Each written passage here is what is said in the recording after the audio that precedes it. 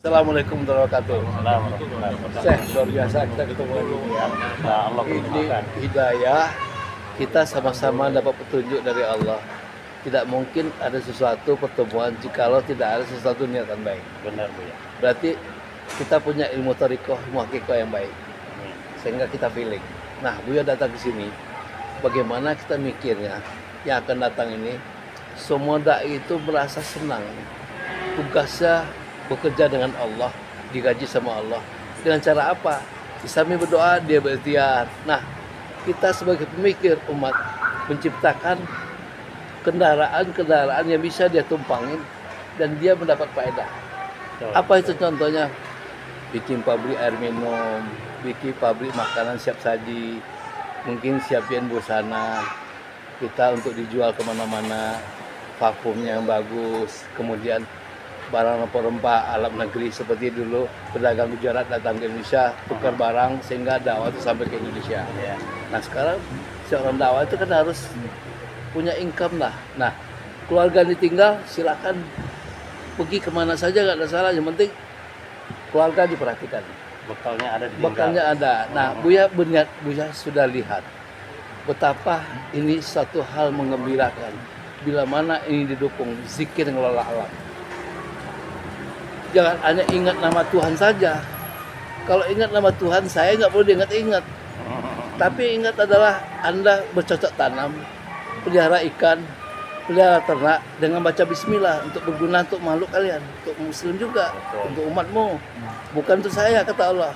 Itu yang betul. Bukan nangis-nangis pada saya di masjid tiap hari. Tapi juga ada kerja, nggak ada usaha, nggak ada income. Maka hidayah bagi saya, rezeki juga akan susah untuk Anda. Saya tidak akan menurunkan di atas langit dan juga di bumi akan dimunculkan. Kenapa? Iya cuma hanya berdoa, tapi tidak bekerja. Bagaimana menurut saya hari ini? Ya, itulah Bu ya. Memang hari ini kadang-kadang orang salah paham.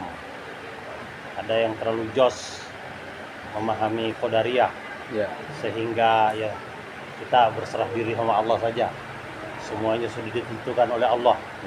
Berapa ton jatah berasnya, berapa liter jatah airnya, berapa tusuk jatah satenya, berapa ekor jatah kambingnya. Jadi dia tidak merasa perlu usaha lagi. Di sisi lain ada orang yang mereka ini percayanya pada jabariyah, percayanya pada pokoknya kerja saja. Ini campur tangan Allah, itu tidak percaya. Jadi kita harus dagang, kita harus kerja, kita harus usaha, seperti itu.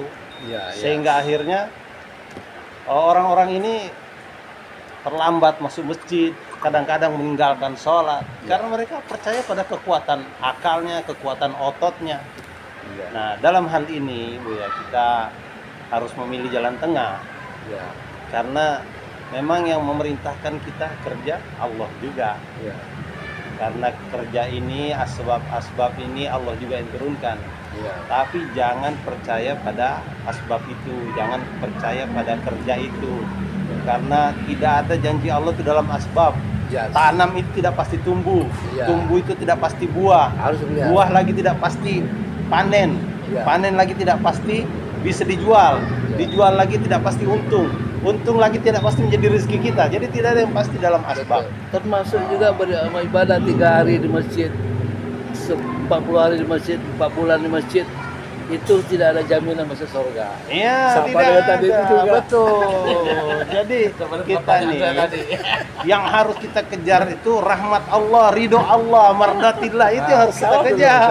Itu kesepahaman namanya. Jadi saudaraku, kita ketemu ini menang tidur di masjid mati terus ada masuk yang surga. mendorong untuk kita bertemu.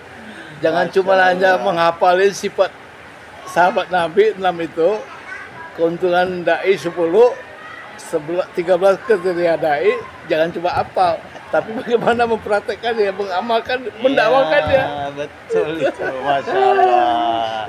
Jadi kita jalani hidup, tapi supaya mudah hidup kita ikut contoh. Siapa yang kita disuruh contoh? Para sahabat. Sahabat ini yang telah belajar kepada Nabi, diajar langsung oleh Nabi, sehingga kalau kita ikut contoh itu mudah.